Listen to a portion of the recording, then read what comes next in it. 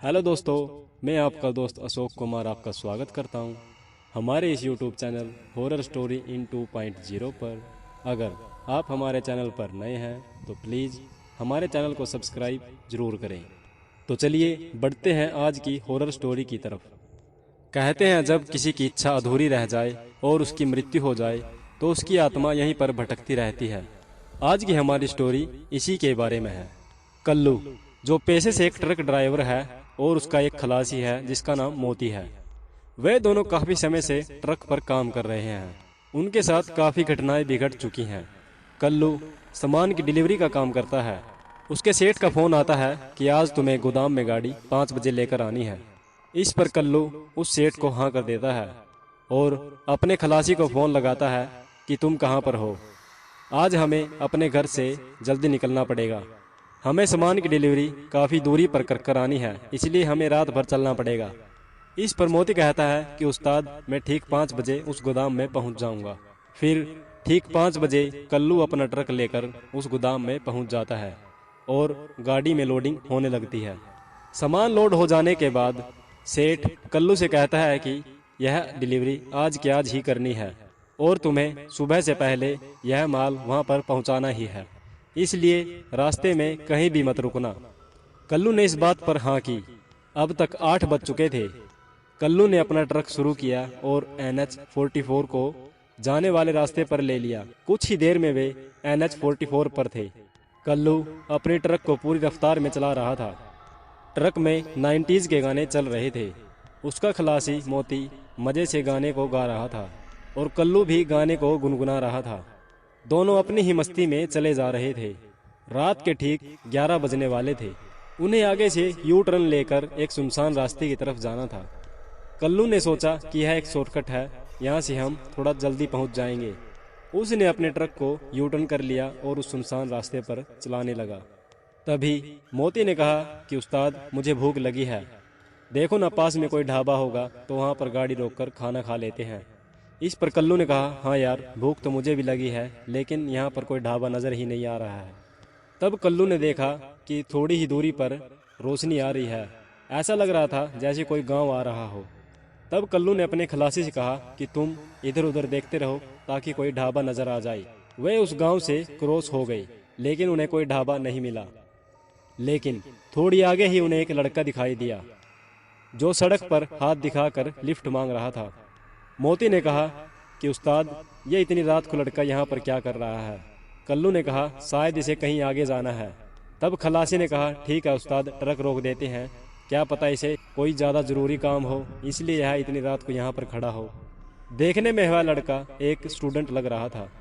कल्लू ने उसके पास जाकर गाड़ी को रोक लिया और मोती ने खिड़की का कांच उतार कर उससे पूछा कि तुम्हें कहाँ पर जाना है और तुम्हें क्या मदद चाहिए। तब उस लड़के ने धीमी सी आवाज़ में कहा कि मुझे यहीं शहर में जाना है जो थोड़ी ही दूरी पर है, क्या आप मुझे लिफ्ट देंगे? खलासी ने ट्रक का दरवाज़ा खोल दिया और कहा कि अंदर आ जाओ, हम तुम्हें वहाँ पर छोड़ देते हैं। जैसे ही लड़का ट्रक की तरफ आने लगा, वह एकदम से पीछे हट गया। वह बोला कि मैं पीछे ही बैठ जाऊँगा और जब शहर आ जाएगा आप गाड़ी को रोक देना। इस पर कल्लू ने कहा, नहीं पीछे मत बैठो, आगे ही बैठ जाओ, आगे बहुत जगह है। इस पर उस लड़के ने हिचकिचाते हुए कहा कि नहीं, मैं पीछे ही बैठ जाता हूँ। इस पर कल्लू ने कहा, ठीक है तुम पीछे बैठ जाओ, थोड़ी जगह है पीछे। वह लड़का पीछे जाकर ट्रक में बैठ जाता है। कल्लू फिर से ट्रक को चलाने लगता है। तब मोती मजाक मजाक में कहता है कि उस्ताद, यह लड़का भूत तो नहीं है ना? कल्लू से कहता है, ना ये भूत नहीं है, और दोनों ठहाका मारकर हंसने लगते हैं। मोती गाने के साउंड को थोड़ा और बढ़ा देता है और सीट पर बैठे बैठे उन गानों को गुनगुनाने लगता है। थोड़ी ही देर में शहर आ जाता है और कल्लू अपना ट्रक रोक देता है और मोती से कहता है कि ठीक है, शहर आ गया है, उस लड़के से पूछो उसे कहाँ पर जाना है। मोती ट्रक से उतरकर नीचे आता है और पीछे आकर देखता है तो वह देखकर चिल्ला उठता है। मनोज देखता है कि उस ट्रक के पीछे कोई भी नहीं है। वह घबरा जाता है। दोनों काफ़ी डर जाते हैं और ट्रक में जाकर बैठ जाते हैं। कल्लू ट्रक को फिर से शुरू करता है और थोड़ी देर में ही वे उस शहर को क्रॉस कर जाते हैं। अभी उन्हें चले हुए 10 ही मिनट हुए थे कि उन्हें आगे एक ट्रक दिखाई देता है जिसका एक्सीडेंट हो चुका है। वे दोनों ट्रक रोककर उसके पास जाते हैं। ट्रक का बुरी तरह से एक्सीडेंट हुआ था। दोनों ने ट्रक में देखा कि ट्रक ड्राइवर अभी भी ट्रक में ही है और उसकी सांसें चल रही हैं। उन्होंने उसे ट्रक से निकाला और अपने ट्रक में डाल लिया। उन्होंने ट्रक को वापस से शहर की तरफ ले लिया ताकि इस ड्राइवर को वे हॉस्पिटल में छोड़ दें। तभी उन्होंने देखा कि उनके ट्रक के साइड में वही लड़का हवा में उड़ रहा है। अब वह कोई आम लड़का नहीं था, वह एक भयानक रूप ले चुका था। वह ड्राइविंग सीट के पास में ही उड़ रहा था और कल्लू को ही घूरे जा रहा था। कल्लू यह सब देखकर काफी डर गया, लेकिन उसने ट्रक को नहीं रोका। वह लड़का इशारे में कह रहा था कि इस ट्रक ड्राइवर को नीचे उतार दो। कल्लू मन ही मन भगवान को याद करने लगा। मोती भी जोर जोर से भगवान का नाम ले रहा था। तभी वह लड़का उनकी साइड से गायब हो गया। कल्लू ने ट्रक को एक हॉस्पिटल के सामने रोका और उस ड्राइवर को हॉस्पिटल में एडमिट करवा दिया और फिर से अपने ट्रक को लेकर अपने रास्ते पर चलने लगे। वे जब ट्रक चला रहे थे तो दोनों खौफ से कांप रहे थे। तभी वही लड़का फिर से उन्हीं की साइड में उड़ने लगा। उस भूत ने अपनी गर्दन पर हाथ रखकर इशारा किया कि अब तुम्हारी बारी है। कल्लू का सारा शरीर कपकपा रहा था। उसे डर लग रहा था कि कहीं एक्सीडेंट ना हो जाए। उसने ट्रक की स्पीड को थोड़ा कम कर दिया। उस लड़के की आत्मा चाहकर भी उनके ट्रक में नहीं आ रही थी। कुछ समय तक उस लड़के की आत्मा उनके ट्रक के साइड में उड़ती रही और फिर अचानक से गायब हो गई। तब कल्लू ने अपने ट्रक को पूरी रफ्तार में दौड़ा दिया। उसका ट्रक अब हवा से बातें कर रहा था। तभी उन्हें रास्ते की साइड में एक ढाबा दिखाई दिया। कल्लू ने झट से उस ढाबे की तरफ अपने ट्रक को मोड़ दिया और ट्रक को ढाबे पर जाकर रोक दिया। मोती और कल्लू दोनों ट्रक से उतरकर भागकर ढाबे के अंदर घुस गए। ढाबे पर इस समय एक और ड्राइवर बैठा हुआ था और ढाबे का मालिक अंदर था। उन्होंने भी कल्लू और मोती को डरे हुए देखा। इस पर ढाबे के मालिक ने कहा कि मुझे पता है तुम्हारे साथ क्या हुआ होगा। ढाबे के मालिक ने दोनों को शांत कराया और उन्हें पानी दिया। फिर कल्लू ने अपनी पूरी आप बीती उस ढाबे के मालिक को बता दी कि हमारे साथ ये हुआ है। ढाबे के मालिक ने कहा तुमने ठीक किया जो उस लड़के को लिफ्ट दे दी थी, तो यही हालत तुम्हारी होती जो उस ट्रक ड्राइवर की हुई है। इस पर कल्लू ने पूछा कि यह मामला क्या है। तब ढाबे के मालिक ने कहा कि यहाँ पर आए दिन एक्सीडेंट होते ही रहते हैं। यह सिलसिला पिछले 3 साल से शुरू हुआ है। तब ढाबे के मालिक ने कहानी बताई कि ये दुर्घटनाएं क्यों हो रही हैं और वह लड़का कौन है। ढाबे के मालिक ने बताया कि वह लड़का एक स्टूडेंट था और ये जो पास में ही शहर है इसी में पढ़ता था। इस रास्ते पर साधन कम ही चलते हैं। कहते हैं कि उसका एक पेपर था। वह लड़का पढ़ने में काफ़ी अच्छा था और वह पेपर उसका आखिरी था। वह अपने गांव से निकला तो उसे कोई भी साधन नहीं मिला। उसे पेपर के लिए लेट हो रहा था। वह सड़क पर खड़े होकर लिफ्ट मांगने लगा, लेकिन किसी ने भी उसको लिफ्ट नहीं दी। तब एक ट्रक पूरी रफ्तार में उस सड़क पर दौड़ते हुए आ रहा था। उस ट्रक ड्राइवर ने शराब पी रखी थी और ट्रक उस लड़के को कुचलते हुए निकल गई। उस दिन के बाद उस लड़के की आत्मा इस सड़क पर ट्रक ड्राइवरों को निशाना बनाती है। जो भी ट्रक ड्राइवर उसे लिफ्ट दे देते हैं वह आत्मा उन्हें बख्श देती है, लेकिन जो भी ट्रक ड्राइवर उसे देखकर ट्रक को नहीं रोकते हैं वह आगे जाकर एक्सीडेंट हो जाती हैं। कल्लू ने पूछा कि वह हमारे ट्रक में क्यों नहीं आई। इस पर ढाबे के मालिक ने कहा कि तुम्हारे ट्रक में भगवानों की मूर्तियां हैं और तुम दोनों में से कोई भी शराब नहीं पीता है, जिसकी वजह से वह आत्मा तुम्हारे ट्रक के अंदर नहीं आई। फिर कल्लू ने उस ढाबे पर खाना खाया और माल को जहां पहुंचाना था वहां पर पहुंचा दिया। तो दोस्तों, कैसी लगी आपको हमारी ये कहानी? चलो बढ़ते हैं हमारी आज की दूसरी कहानी की तरफ। विजय, जो एक अच्छा ट्रक ड्राइवर था और उसे ट्रक ड्राइविंग करते हुए कम से कम 10 साल हो चुके थे। माल को टाइम से डिलीवर कर देना उसका पेशा था, इसलिए ज़्यादातर मालिक उस पर विश्वास करते थे। वह माल को ट्रक द्वारा दूर दूर तक डिलीवर करके आता था और इस तरह उसकी इनकम अच्छी थी। वह नशा नहीं करता था और इन सब चीज़ों से काफ़ी दूरी पर था। उसका एक खलासी था जिसका नाम मनोज था। वह जब भी ट्रक में जाता तो ज़्यादातर वह शराब ही पीकर रखता था जिस पर विजय उससे काफ़ी गुस्सा करता था। वह उसको काफ़ी समझाता था, लेकिन वह कभी भी उसकी बात नहीं सुनता था और जो भी पैसे विजय उसको देता था वह उन सब की शराब पी जाता था। इसकी वजह से वह अपने घर की जिम्मेदारियां भी नहीं संभाल रहा था। उसकी पत्नी उससे काफ़ी परेशान थी। अब जो भी काम मनोज करता था उसके पैसे मैं उसकी पत्नी को दे देता था। एक बार हमें सामान लेकर राजस्थान जाना था। गोदाम में गाड़ी की लोडिंग भी हो चुकी थी। मैं गोदाम में ही था। मैंने अपने खलासी मनोज को फ़ोन मिलाया तो फ़ोन उसकी पत्नी ने उठाया। तब उसकी पत्नी ने मनोज से कहा कि तुम्हें विजय बुला रहा है, तुम काम पर चले जाओ। तब मनोज ने बात की और वह गोदाम में पहुंच गया। दोनों वहां से सामान की लोडिंग करवा कर चल पड़े। सफ़र काफ़ी लंबा था और उन्हें टाइम लगने वाला था। उन्हें डिलीवरी सुबह के 8 बजे तक करनी थी। विजय ट्रक को पूरी रफ्तार में चला रहा था। मनोज ट्रक में आराम से बैठा हुआ था। वह अपना फ़ोन चला रहा था। तब मनोज ने विजय से कहा कि यार मुझे भूख लगी है, चलो खाना खाते हैं। रात के करीबन 10 बजे विजय ने अपनी ट्रक को एक ढाबे पर जाकर रोक दिया।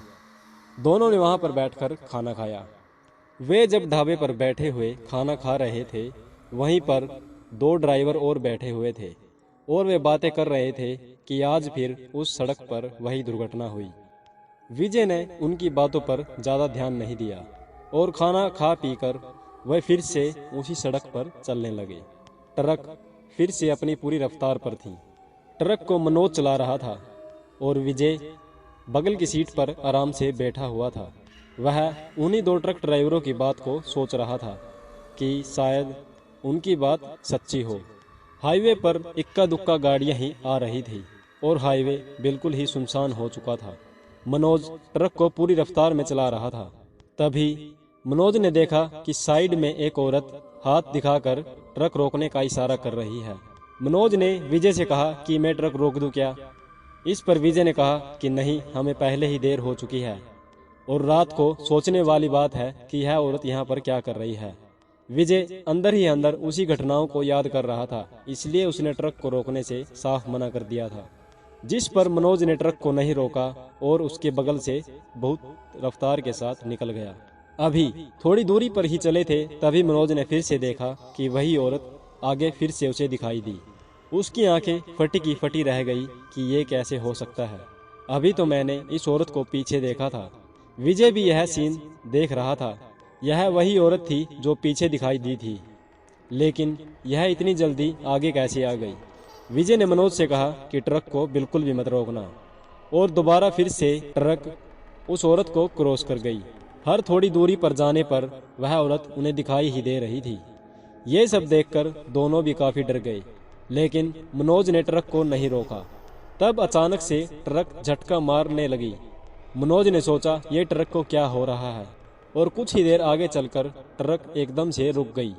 मानो ऐसा लग रहा था जैसे किसी ने ट्रक को रोक लिया हो। दोनों काफी डरे हुए थे, लेकिन हिम्मत कर वे ट्रक से नीचे उतरे और अपने ट्रक को चेक करने लगे कि इसमें क्या खराबी हो गई है। वे जहां पर रुके थे उसके किनारे पर ही एक बहुत भयानक जंगल था और उस जंगल से भयानक भयानक आवाजें आ रही थी। दोनों आपस में बात करने लगे कि अब क्या करें। मनोज ने कहा कि उस्ताद, ऐसे तो हम डिलीवरी नहीं पहुंचा पाएंगे। तभी विजय ने कहा कि चलो ठीक है, हम किसी मैकेनिक को जाकर देखते हैं, यहाँ कहीं मैकेनिक मिल जाए तो अच्छा है। मनोज ने कहा कि उस्ताद, यहाँ पर कहाँ से मैकेनिक आएगा, यह तो एक सुनसान इलाका है। कुछ ही देर में वहाँ से एक कार गुजरने लगी। कार को रुकवा लिया। कार के ड्राइवर ने पूछा कि क्या हुआ। तब विजय ने सारी बात बता दी।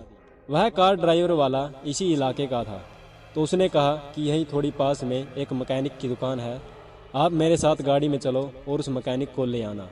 इस पर मनोज ने कहा कि उस्ताद, आप जाकर मैकेनिक को ले आओ, मैं जब तक ट्रक में ही बैठता हूँ। हम दोनों ट्रक को छोड़कर चले गए तो कुछ भी हो सकता है, इसलिए यहाँ पर मैं रुकता हूँ, आप जाकर मैकेनिक को ले आओ। विजय ने उसकी बात पर हाँ की और गाड़ी में बैठकर मैकेनिक को लेने चला गया। मनोज ट्रक में बैठा हुआ था। तब उसने देखा कि सामने से वही औरत आ रही है।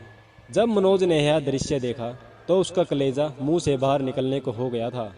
वह काफ़ी डर गया था। मनोज ने देखा कि उस आत्मा के हाथ में एक खोपड़ी है। वह किसी जानवर की खोपड़ी लग रही थी, जिसका उसने अभी अभी शिकार किया हो। उस चुड़ैल का मुंह भी खून से रंगा हुआ था। देखने में वह काफ़ी भयानक लग रही थी। वह मनोज को देख देख कर उस खोपड़ी के मांस को खाने लगी। मनोज यह दृश्य देख रहा था। वह आत्मा उस चीज को चबा चबा कर खाने लगी और कुछ ही देर में वह उस खोपड़ी को पूरा ही खा गई। मनोज ने उसके पैरों को देखा। उसके पैर उल्टे थे, हाथों के नाखून काफी बड़े बड़े थे और उसके मुंह से 2 दांत बाहर भी निकले हुए थे। वह ट्रक में बैठा बैठा भगवान को याद कर रहा था। तब उस आत्मा ने मनोज के ट्रक के चारों तरफ चक्कर काटना शुरू कर दिया, लेकिन वह ट्रक के अंदर नहीं आ रही थी। मनोज समझ चुका था कि जो ट्रक में हनुमान जी की मूर्ति लगी है, इसकी वजह से यह चुड़ैल अंदर नहीं आ पा रही है, इसलिए मैं ट्रक के अंदर सेफ हूँ। वह हनुमान चालीसा पढ़ने लगा। तब उसे पीछे से आवाज आई जैसे किसी चीज ने ट्रक को पत्थर से मारा हो और वह चीज ट्रक पर बार बार टक्कर मार रही थी। तभी अचानक वह औरत शीशे के सामने आकर खड़ी हो गई। यह सब देखकर मनोज ने जोर जोर से हनुमान चालीसा पढ़ना शुरू कर दिया। वह चुड़ैल हनुमान चालीसा को सुनकर वहां से गायब हो गई। तब मनोज ने देखा कि विजय एक मैकेनिक के साथ बाइक पर आ रहा है। उसने विजय को अपने साथ बीती सारी आप बीती बताई। विजय ने कहा कि मुझे सब पता है, इस मैकेनिक ने मुझे सारी बात बता दी है और ये लो, ये लॉकेट पहन लो। यह कहते हुए विजय ने हनुमान जी का लॉकेट मनोज को दे दिया। 10 मिनट के अंदर ही उस मैकेनिक ने ट्रक को ठीक कर दिया। फिर विजय ने उस मैकेनिक को पैसे दिए और उसी के साथ ट्रक को उसी के साथ साथ चलाने लगा। और जब उस मैकेनिक का घर आ गया, उसके बाद विजय ने ट्रक को पूरी रफ्तार में चलाया और सुबह के 8 बजे तक डिलीवरी को कर दिया। तो दोस्तों, हमारी ये दोनों कहानियाँ आपको कैसी लगी?